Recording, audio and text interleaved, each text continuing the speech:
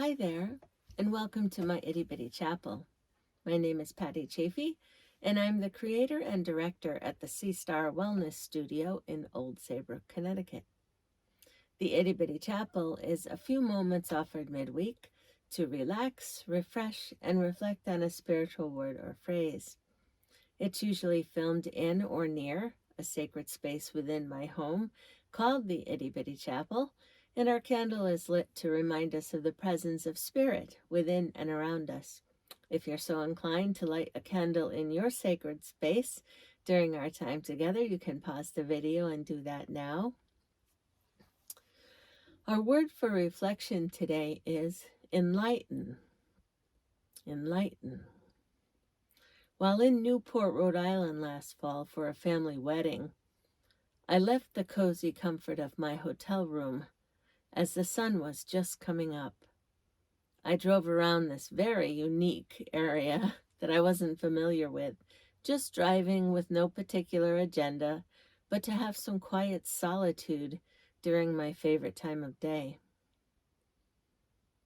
In my travels, I noticed something I sure don't see much in southeastern Connecticut. Gates. There were gates everywhere, one right after the other, at the end or beginning, depending on where you're standing, of literally every driveway. Every single driveway had a gate. I slowed down after noticing this and began photographing them, planning to write a story one day featuring the photos. There were a lot. I went back a second day to continue my quest, hoping no one would call the police because of my peculiar behavior. I just kept driving and stopping and driving and stopping, fascinated by my discovery. Looking back, I photographed roughly 35 or 40 gates, I'd guess, and beyond them were 35 or 40 mansions. You could usually see them, but not always. The gates were made of many different materials. There were golden gates, various metal gates, some flanked with stone pillars. Some were really creative, like a piece of art. There were gates with arches and gates towering high above my car. Some were securely closed, and rightfully so, keep out the riffraff trying to get a picture. Others were wide open and welcoming, although many were quite ornate. Some huge, others more simple, just to keep out unwanted guests. I came across one that appeared almost forgotten in its care. Crooked, weathered boards crisscrossed irregularly, and stone pillars flanked the driveway. Atop one was a statue that caught my attention, which upon later investigation I confirmed to be Buddha. I thought it might be Kuan Yin, the goddess of compassion, mercy, and kindness, but it appeared to be Buddha.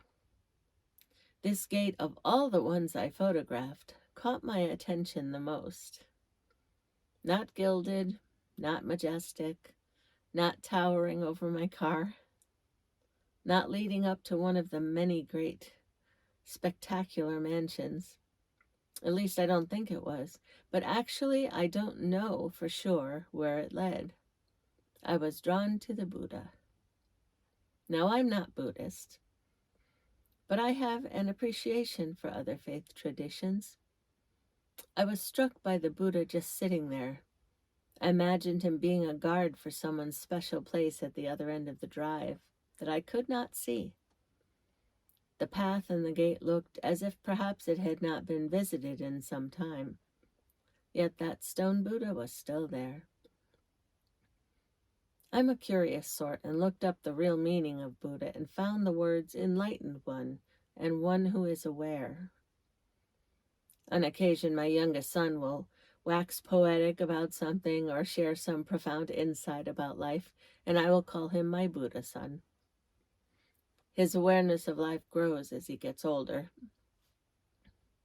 I spent the most time at the end of that seemingly abandoned driveway, wondering what was at the other end.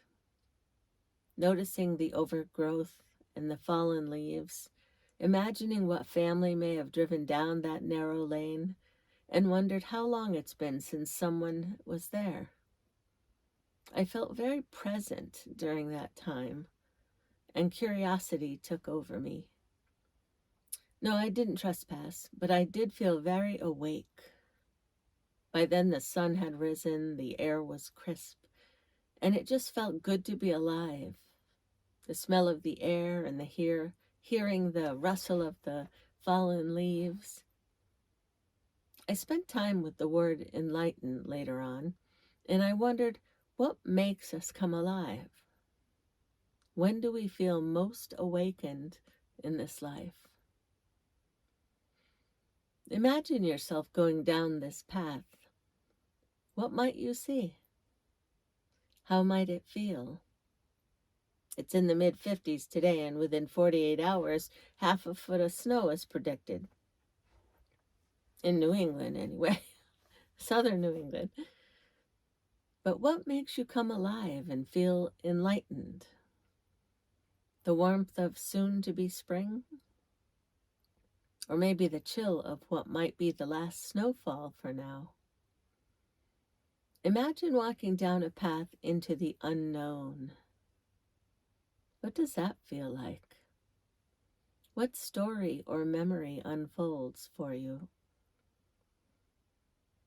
If you have some crayons or colored pencils or gel pens, draw a picture and then journal about it.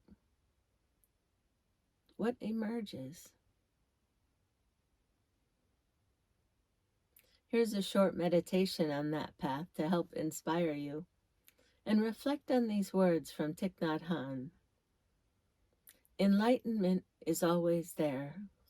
Small enlightenment will bring great enlightenment.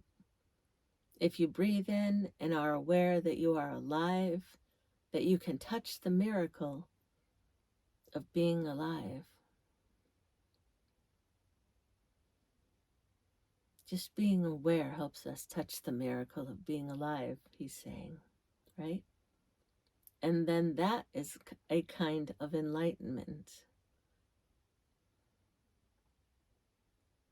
I promise to keep you in prayer every day of this delicious new life. And if this message spoke to you in some way, please feel free to share it with others. And until next time, may God bless you in every way you need. Namaste.